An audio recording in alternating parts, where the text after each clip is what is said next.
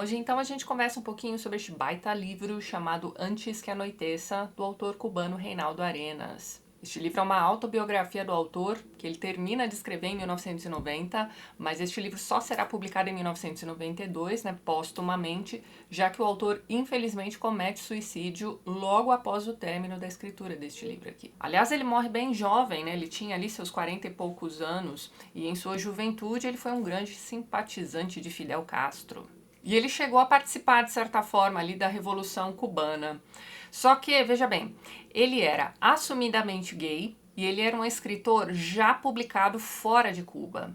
Duas coisas que Fidel Castro não admitia. Ou seja, aquele sistema que o Reinaldo Arenas, em sua juventude, aqui a gente está falando de adolescência mesmo, de certa forma ajudou a implementar, principalmente como militante a favor do regime e tudo mais, se volta contra ele. Aos poucos ele vai percebendo que aquele novo regime cubano tinha alguma coisa de muito errada. Então, primeiro, a granja de seu avô é tomada pelo Estado. E assim, com aquela granjinha, aquele avô sustentava a família inteira e era uma família grande.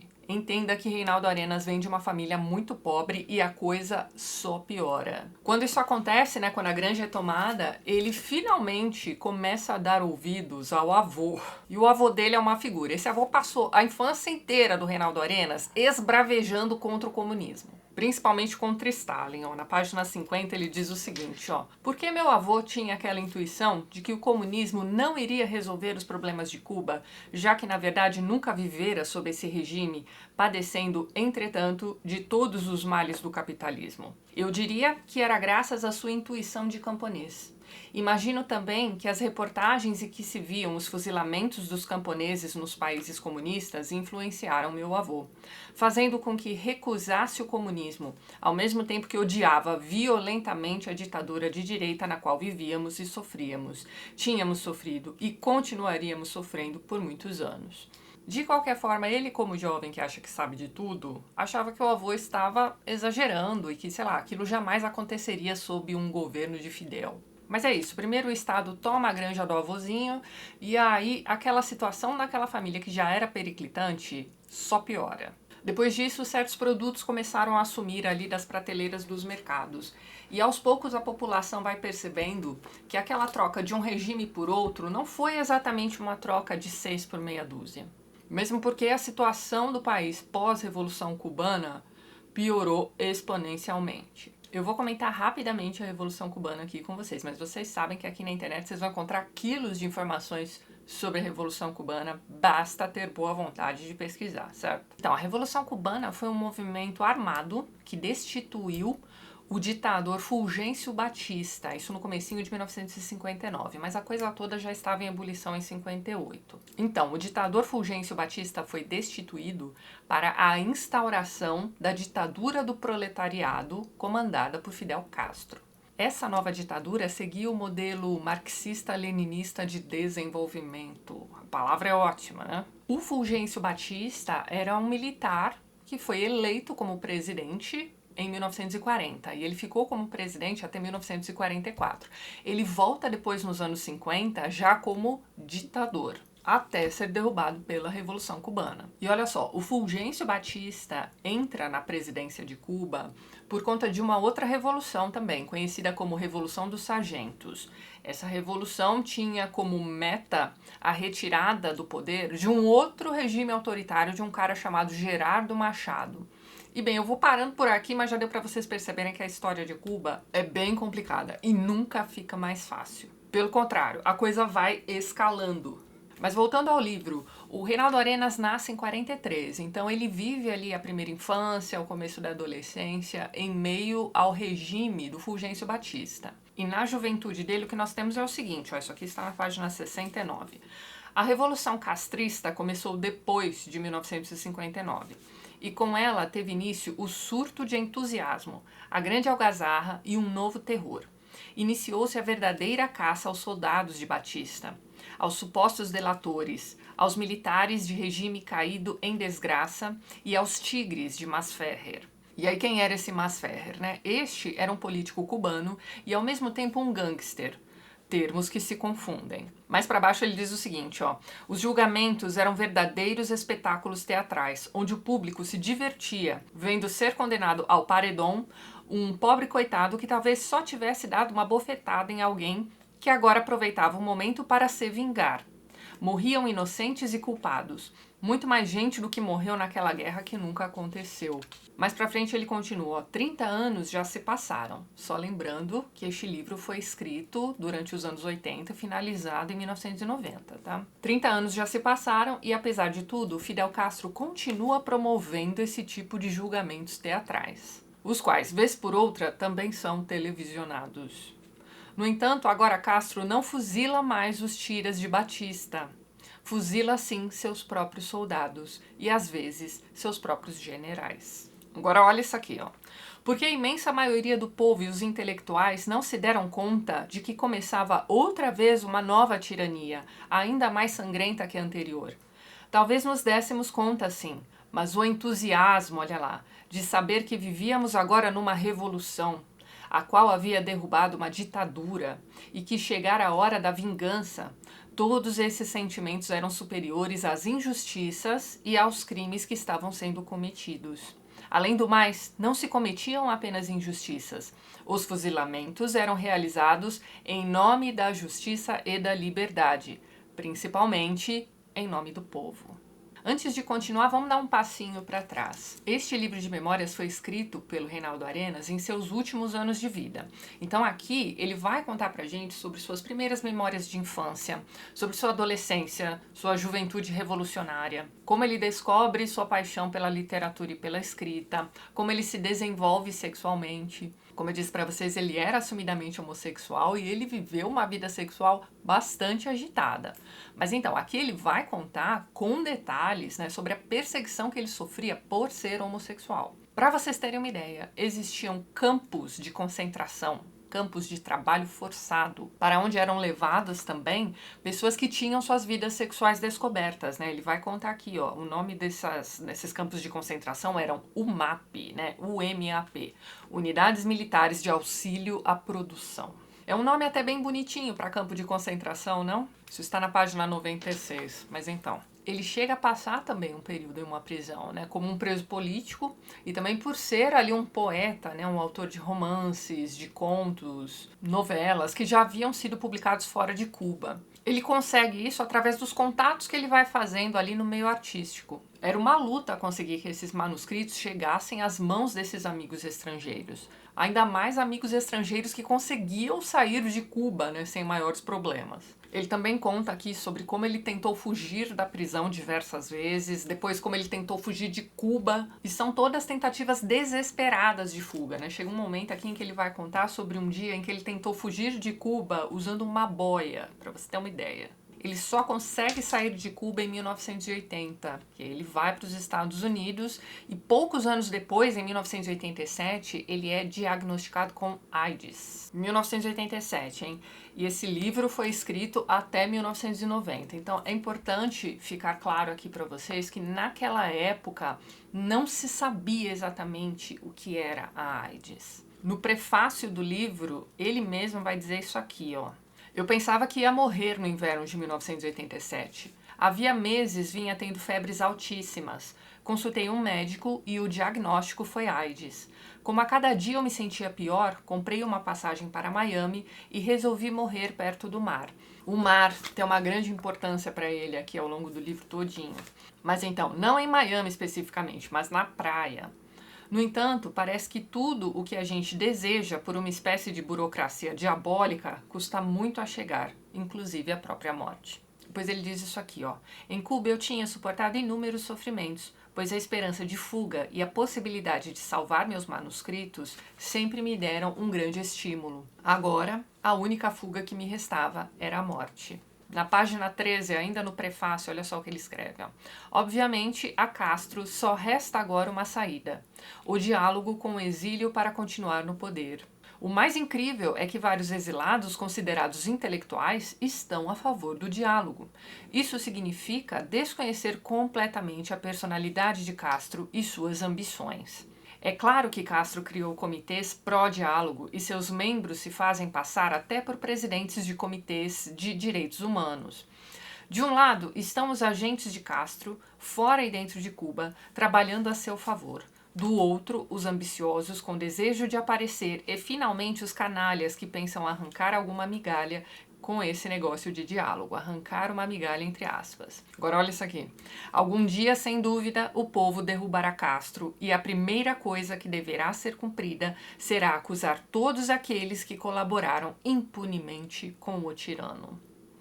As pessoas que promovem um diálogo com Castro, sabendo, como todos sabem, que Castro não largará o poder de livre e espontânea vontade, pois necessita apenas de uma trégua e de ajuda econômica para se fortalecer, são os culpados, tanto quanto os carrascos que torturam e assassinam o povo, talvez até mais, pois em Cuba vive-se um clima de absoluto terror.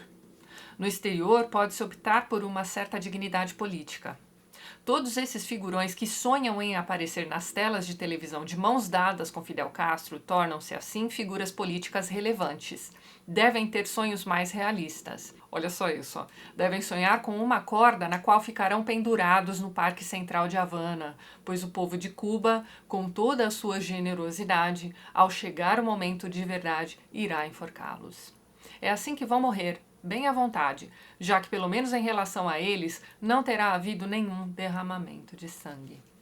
Talvez esse ato de justiça sirva de exemplo para o futuro, pois Cuba é um país que produz canalhas, marginais, demagogos e covardes, numa relação desproporcional à sua população.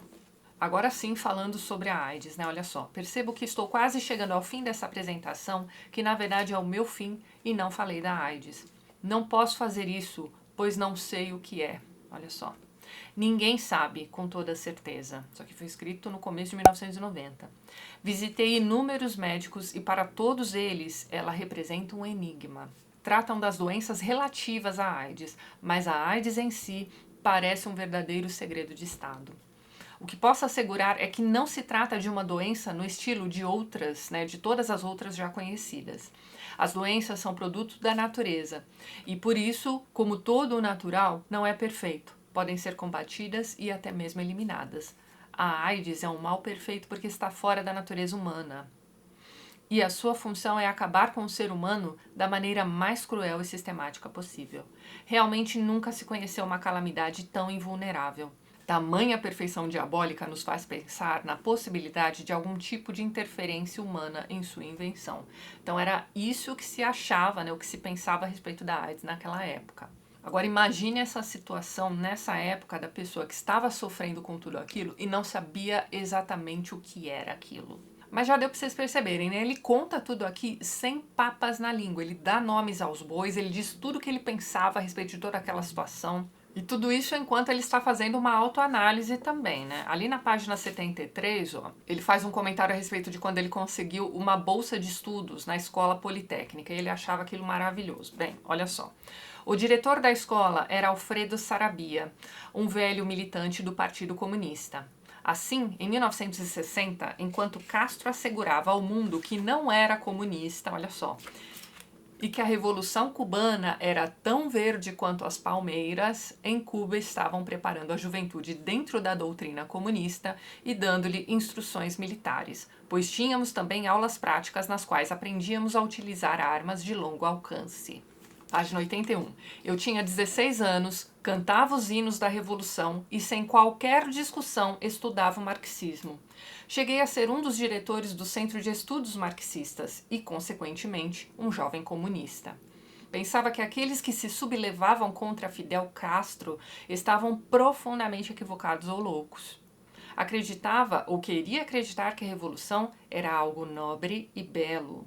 Não podia imaginar que aquela revolução que me dava uma educação gratuita pudesse ser tão sinistra. Depois ele diz isso aqui, ó. Aos poucos o comunismo ia sendo implementado, embora não fosse oficialmente declarado. Mas todos os professores e os quadros de comando eram comunistas. Toda a escola não passava de um centro marxista, assim como acontecia com o Centro de Professores Voluntários de Minas de Frio. Até os textos de alfabetização dos camponeses também eram de teor comunista. Até que em 1961 é feito um pronunciamento na televisão e ele diz isso aqui, ó: subitamente, tudo aquilo que fora ocultado durante 2 anos revelava-se sem o menor escrúpulo. Éramos socialistas, éramos simplesmente comunistas. Aqui ele também vai falar sobre outros escritores cubanos que também sofriam perseguição. Ele fala sobre a dificuldade que era, né, para conseguir ler alguns autores que eram considerados subversivos, os autores proibidos, né? Dentre eles, olha só, Jorge Luiz Borges e Otávio Paz. Na página 119 ele diz isso aqui, ó: e o que foi feito de mim? Depois de ter vivido 37 anos em Cuba, estou agora no exílio, padecendo de todas as desgraças dessa situação e esperando uma morte iminente. Por que tanta fúria contra todos nós que um dia quisemos romper com a tradição trivial e com a monotonia cotidiana que tem caracterizado nossa ilha? Página 168, olha só. O país absolutamente quebrado era agora a província mais pobre da União Soviética. Ele também vai contar o que aconteceu com um poeta cubano chamado Herberto Padilha, né? Ele era um bode expiatório. Esse Herberto Padilha vai dedurar seus colegas publicamente em um tipo de evento. Olha só, enquanto Padilha continuava citando os escritores contra-revolucionários, Vigílio Pinheira levantou-se da cadeira e sentou-se no chão para que não o vissem. Esse era um outro autor da época também. Ó. Todas as outras pessoas citadas como contra-revolucionárias por Padilha, entre socos no peito e lágrimas nos olhos, tinham que ir até o microfone perto de Padilha, assumir sua culpa e reconhecer que eram abjetos traidores do sistema.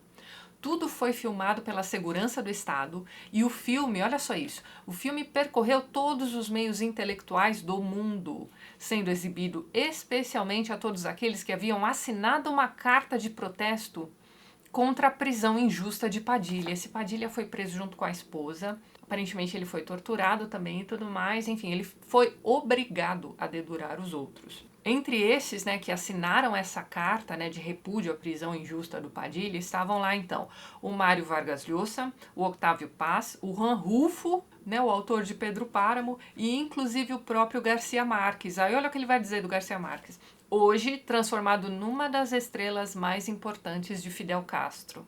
Gabriel Garcia Marques, gente, uma das estrelas mais importantes de Fidel Castro. A gente passa toda uma vida separando o autor da obra, não é mesmo?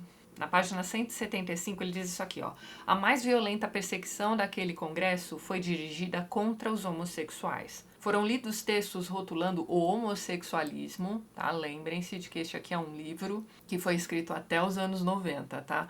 Como um caso patológico e, mais importante, dizia-se que todo homossexual ocupando um cargo em órgãos culturais seria imediatamente inozerado. Teve início a chamada parametragem, isso é, cada escritor, cada artista, cada dramaturgo homossexual recebia um telegrama informando-o de que não reunia os parâmetros políticos e morais para o bom desempenho do cargo que ocupava e, portanto, perdia seu emprego e tinha que ir para um campo de trabalhos forçados, onde executaria outra tarefa. Naquele momento já era impossível pensar em abandonar o país. Desde 1970, Castro proclamara que todos que desejavam sair do país já o tinham feito. Castro transformou a ilha em prisão de segurança máxima, onde todos, segundo ele, sentiam-se felizes em permanecer. Olha isso aqui, ó. Quantos jovens não morreram e continuam morrendo afogados, tentando atravessar o Estreito da Flórida ou simplesmente baleados pela guarda costeira da segurança do Estado? Outros optaram por uma forma de fuga mais segura, ou seja, o suicídio. Olha isso aqui que interessante, ó. Foi uma das coisas mais horríveis que o castrismo conseguiu. Romper os laços de amizade, fazer com que desconfiássemos dos nossos melhores amigos, transformá-los em informantes, em tiras. Eu já desconfiava de muitos amigos meus. Ele chega inclusive a ser dedurado por uma tia. Teve um momento aqui em que ele se viu obrigado a redigir uma carta de confissão. Olha só. Na confissão, porém, não citei o nome de ninguém que pudesse ser prejudicado em Cuba, nem dos meus amigos no exterior. No final, o que ficou de tudo aquilo foi o seguinte: eu era um contra-revolucionário que mandara os manuscritos para fora de Cuba, publicara tudo e que agora se arrependia e prometia nunca mais ter contato com o mundo ocidental, nem escrever uma só linha contra a revolução. Prometia também corrigir-me sexualmente. Olha só isso. Antes da confissão, eu tinha uma grande companhia, meu orgulho. Depois da confissão, já não tinha mais nada. Perdera minha dignidade e minha rebeldia. Agora estava só com minha desgraça. Ninguém podia contemplar minha infelicidade naquela cela. O pior era continuar vivendo, apesar de tudo, depois de ter traído a mim mesmo e de ter sido traído por quase todos. Só que também é interessante, ó, página 288. Uma das características mais lamentáveis das tiranias é que levam tudo a sério e fazem desaparecer o senso de humor. Historicamente, os cubanos sempre fugiram da realidade através da sátira e da zombaria. Mas com o advento de Fidel Castro, o senso de humor foi desaparecendo até ser totalmente proibido. Assim, o povo cubano perdeu uma de suas poucas possibilidades de sobrevivência. Ao lhe tirarem o riso, tiraram-lhe também o mais profundo sentido das coisas. Sim, as ditaduras são pudicas, metidas a importantes e absolutamente enfadonhas. E aí, em 1980, nós temos o início do êxodo de Mariel. Essa história é impressionante, mas então, o êxodo de Mariel foi uma imigração em massa de cubanos para os Estados Unidos. O navio que levou esse pessoal todo de lá saiu do porto de Mariel, por isso o nome. Então, tudo começa com um ônibus cheio de cubanos, obviamente, que meio que invade, né, a embaixada do Peru. Ó, página 329. Durante os primeiros dias de 1980, um chofer de ônibus da linha 32 atirou-se com todos os passageiros contra a porta da embaixada peruana, solicitando asilo político.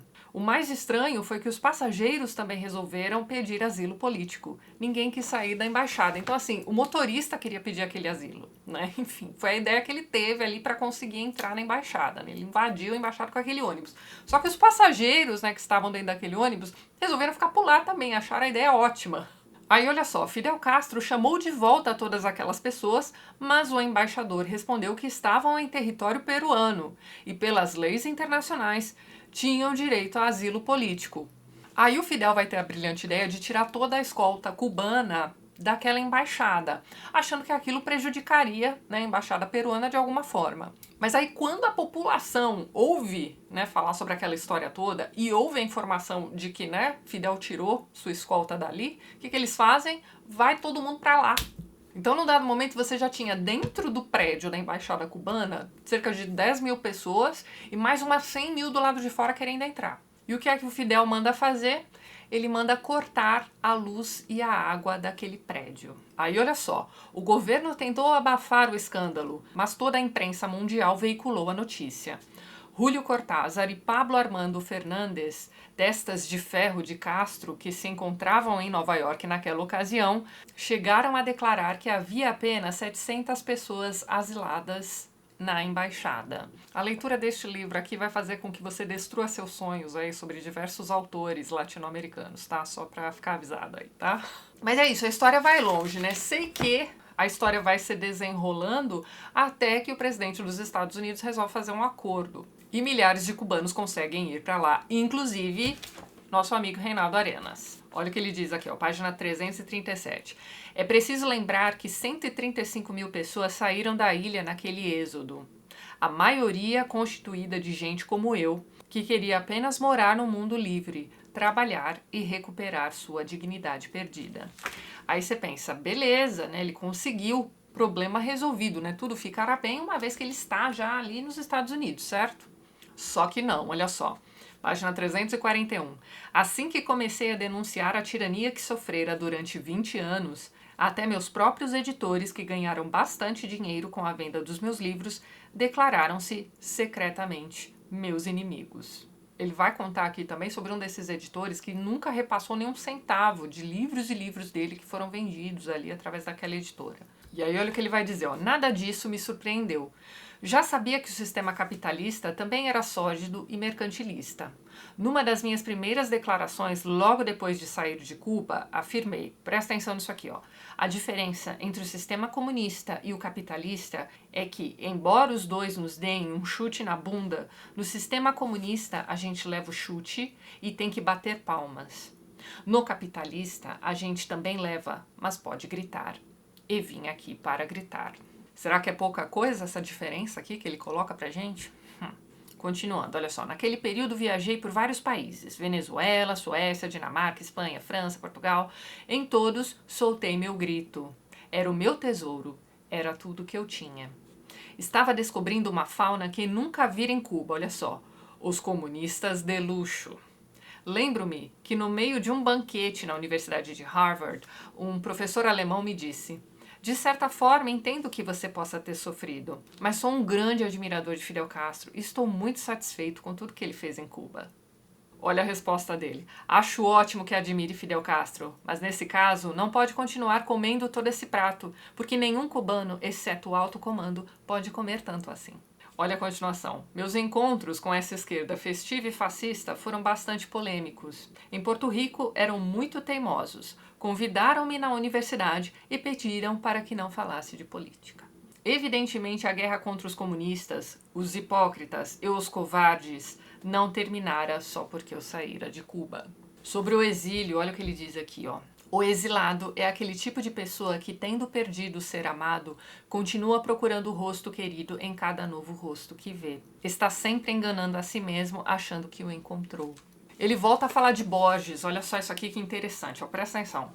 Um dos mais notórios casos da injustiça intelectual do século XX é o de Jorge Luiz Borges, a quem negaram sistematicamente o prêmio Nobel por causa de sua postura política.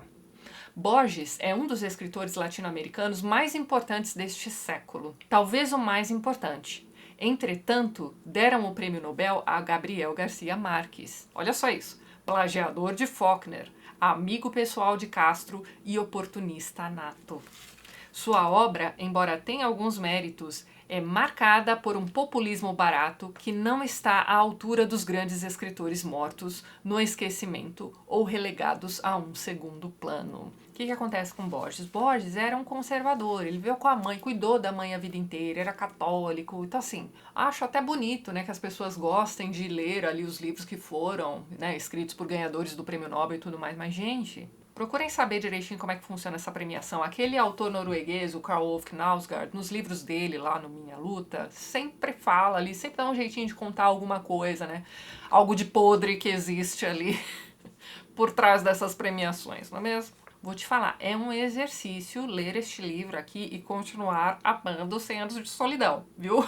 Mas é aquilo, somos todos adultos, né, e sabemos separar autores de suas obras, certo? Mas é preciso fazer um esforço durante a leitura deste livro, não vou mentir para vocês. E Borges é maravilhoso mesmo. Se você nunca leu nada dele, recomendo que você comece pelos contos, pode começar lá pelo Aleph, pelo Ficções, e não pare porque o homem é absurdo de bom. Bem, mais pro fim do livro ele diz isso aqui, olha só.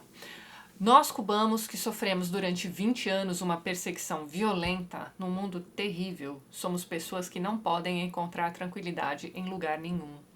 O sofrimento nos marcou para sempre e talvez possamos encontrar certa comunicação somente com pessoas que tenham sofrido como nós. E bem, depois de um tratamento doloroso para algo que sequer tinha tratamento adequado, que dirá cura, ele resolveu se suicidar. Então ele termina a escritura deste livro, escreve aquela introdução. Então a introdução, na verdade, né, como eu tinha lido para vocês, é o final de tudo. Então ele encerra a introdução deste livro, redige uma carta de despedida. Essa edição aqui traz a carta de despedida ali ao final, né? Foi provavelmente uma decisão ali dos editores. Então aqui se lê o seguinte, ó: nenhuma das pessoas que me cercam estão envolvidas nesta decisão. Só há um responsável, Fidel Castro. Aí no finalzinho ele diz isso aqui, ó: conclamo o povo cubano, tanto no exílio quanto na ilha, a seguir lutando pela liberdade. Minha mensagem não é uma mensagem de derrota, mas sim de luta e esperança. E é isso, meus amigos. Este é um livro pesado, é aquele tipo de leitura que vai te deixar mal aí durante uns dias, sabe? Vira e mexe, você vai se pegar pensando naquilo. É uma leitura que vai ficar com você durante um bom tempo e você não vai esquecer o que ele vai te contar aqui neste livro. Tem inclusive um filme de 2000 baseado neste livro, com o Javier Bardem, né, no papel principal de Reinaldo Arenas. No elenco daquele filme você tem também o Johnny Depp. O filme é igualmente pesado, o título é um pouquinho diferente, né? O livro se chama Antes que Anoiteça e o filme é Antes do Anoitecer. E eu vou deixar na descrição deste vídeo também o link para um trechinho desse filme que eu acho bonito pra caramba, em que você tem, né, o Bardem passeando de ônibus, né, e vendo ali como é que está Cuba naquele momento. E enquanto isso ele lê um trecho de um conto do Reinaldo Arenas chamado The Parade Ends. Cara, é um negócio bonito pra caramba, não deixem de ver aquele vídeo, não deixem de ver o filme, não deixem de ler o livro também. Este livro, né, para variar, está esgotado já há bastante tempo, aliás, mas enfim, deem aí uma boa olhada nos sebos, acho que não vai ser tão difícil assim de encontrar por aí. Se eu encontrar a edição em espanhol e em inglês, eu vou deixar os links na descrição deste vídeo para vocês também. Mas é isso então, pessoal, reforço aqui a dica para vocês. Antes de encerrar esse vídeo, eu gostaria de mais uma vez agradecer a todos os apoiadores do canal. Vocês estão vendo os nomes deles todos aqui ao lado. Na descrição do vídeo você também encontra os links para os perfis literários do pessoal que apoia o TLT e que também produz conteúdo sobre livros, aqui no YouTube e no Instagram também. Caso você queira se tornar um apoiador do canal, dê uma olhadinha no primeiro link que eu vou deixar na descrição deste vídeo. E é isso então, nos vemos nos próximos vídeos do canal. Um beijo grande e até mais!